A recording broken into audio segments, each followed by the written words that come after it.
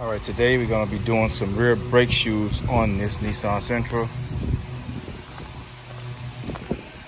I guess I'll do this side first since the sun is kind of settling towards the west. Alright, let me get the vehicle jacked up. Let's get some chocks in front of the wheel, and then we'll get started. Got these rubber chocks, front wheel, on both sides. Also got the tire for that. Got to replace that tire.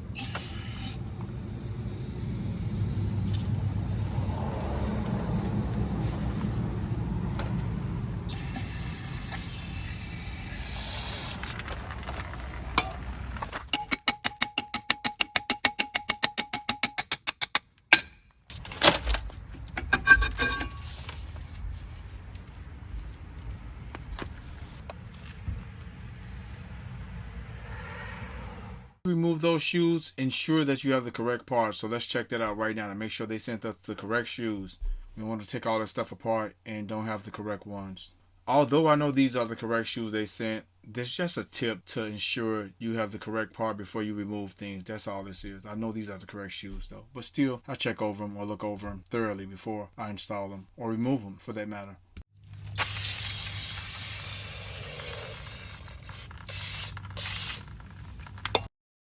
I'm showing my safety glasses here because whenever you're using that brake and parts cleaner, please wear some safety glasses, sunglasses, something to protect your eyes, because when I was a teenager, I was spraying some parts down and some of the stuff splashed back in one of my eyes and it burned extremely bad. It was just temporary, but it burns extremely bad. Ever since then, I've worn some eye protection whenever I'm using it.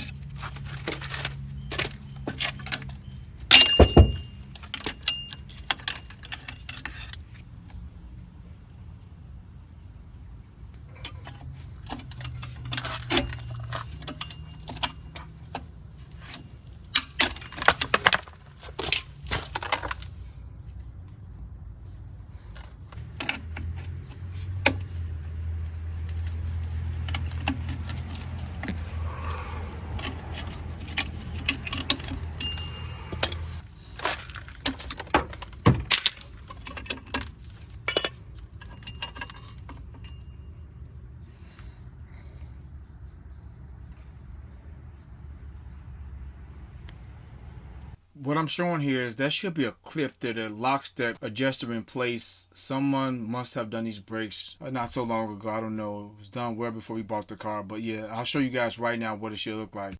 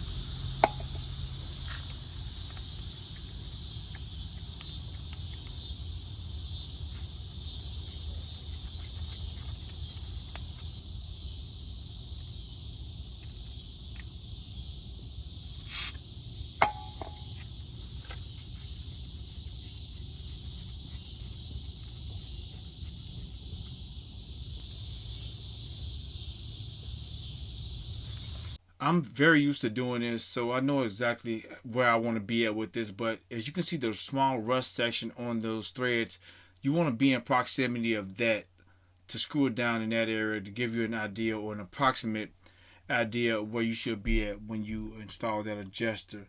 So just push it, kind of put it back where it was before you removed it to lube it up or put some grease there. Also, make note of how I'm installing this adjuster on both of those shoes. Look at both ends, how I'm inserting it into those slots. I'll zoom in a little closer so you guys can see. So make sure you install that adjuster in correctly. You pretty much can not mess this up. But yeah, I just want to show all the details how I do on all my videos.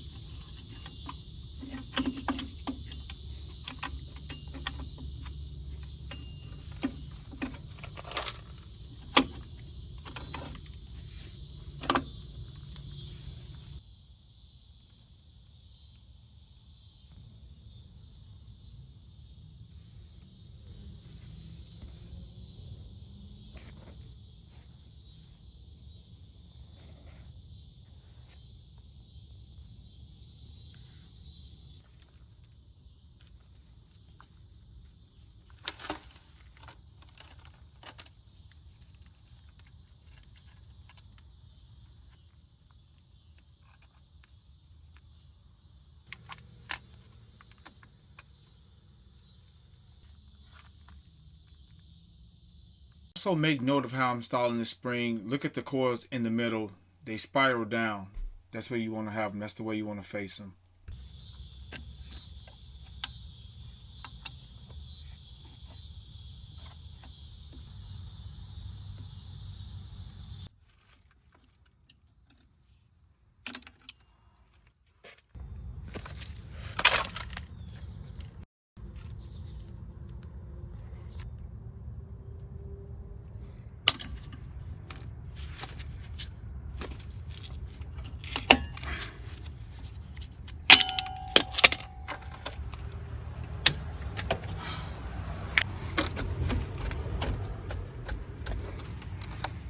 Now let's clean this up. Guys, if your brake shoes were not worn all the way down or metal to metal, I would recommend just using the original factory drums. These things are really good and they're probably better than majority of the newer drums that's out there. These are the factory drums still. I'm just going to clean them up real good and they're going to work well. But just to save some money, and if you went metal to metal, just recommend just replacing the shoes. That's it. That's it. And I replaced these. These brakes were pretty decent, as you guys seen. I replaced them from my own personal records. I bought this car for my daughter. I'm not sure when these brakes were replaced or changed, but just thought I'll replace them from my own records and make a cool video out of it. Here I'm installing some anti-seize on the recess section of that drum to ensure they come off fairly easy next time. I have to beat them like crazy to come off, and I'm installing that rubber grommet that allowed us to use spray some brake cleaner down that access holes to remove them pretty easy as well.